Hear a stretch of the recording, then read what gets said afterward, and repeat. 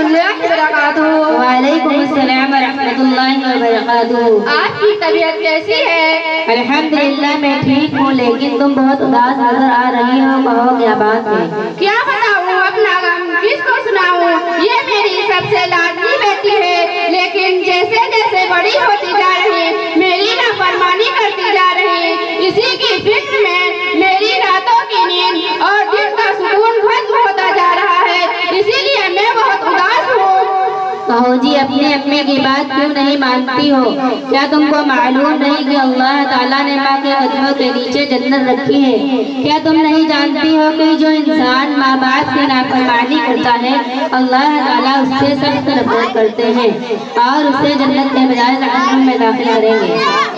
मुझे मालूम है और मैं ये भी जानती हूँ कि माँ बाप की नाफरमानी करने वाला इंसान दुनिया में खुश नहीं रह सकता, और जब उसकी औलाद हो गई तो वह भी नाफरमानी करेगी। जब तुम जानती हो तो फिर कहो अपने माँ बाप की नाफरमानी क्यों करती हो? इसलिए कि मेरी माँ ने मेरा हक अदा नहीं किया। तेरी वालिदा ने तेरे किस हक की अदायगी नहीं की? उसने तुम्हें 9 महीने तक मुसीबत के साथ पेट में रखा और फिर इंतहाई मशक्कतों के साथ तुमको जन्म दिया, और फिर तुम्हारी माँ ने तुमको दूध पिलाया और तुम कहती हो कि मेरी माँ ने हक अदा नहीं किया। नहीं आपा, मेरा मतलब ये नहीं था, बल्कि मेरा मतलब ये है कि जब किसी औरत को अल्लाह ताला औलाद से नवाजता है तो माँ की 3 जिम्मेदारियाँ होती हैं। नंबर 1, अपनी औलाद का इस्लामी और बेहतर नाम रखें। नंबर 2, अपनी औलाद को कुरान और हदीस की तालीम दिलाएं। नंबर 3, जब उसकी शादी की उम्र हो जाए तो उसका बेहतर और मुनासिब रिश्ता देकर शादी कर दें। लेकिन जब मैं पैदा हुई तो मेरी माँ ने इस्लामी नाम के बजाय मेरा नाम चुन्नी रख दिया, और जब मैं बड़ी हुई तो उन्होंने मेरा नाम मदरसे के बजाय स्कूल में करा दिया।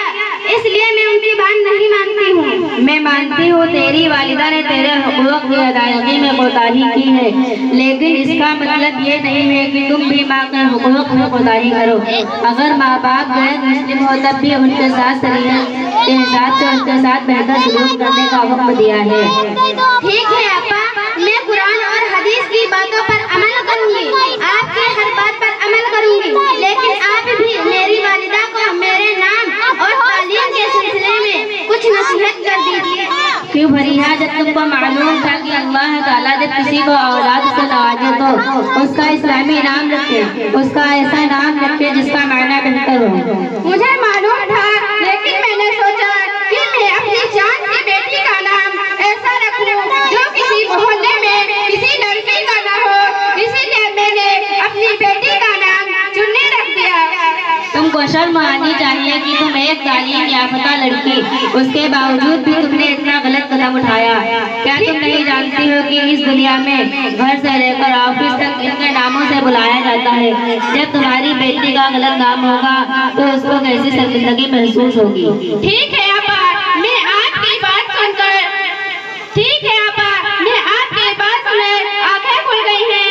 मैं आज ही अपनी बेटी का नाम आयशा सिद्दीका रख देती हूँ, लेकिन इसकी तालीम के सिलसिले में क्या करूँ?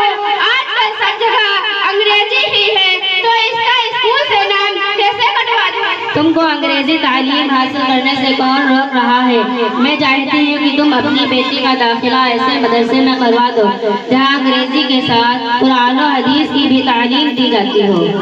ठीक है आपा, मैं आज ही अपनी बेटी का दाखिला मदरसा इस्लामिया अनवारुल उलूम हरियाणपुर में लिखवा देती हूँ। अल्लाह ताला आपका राइदे पर कायम रखे। आपा, मेरी वालिदा के लिए कुछ दुआ कीजिएगा। इंशाअल्लाह। अस्सलामु अलैकुम व रहमतुल्लाहि व बरकातुहू।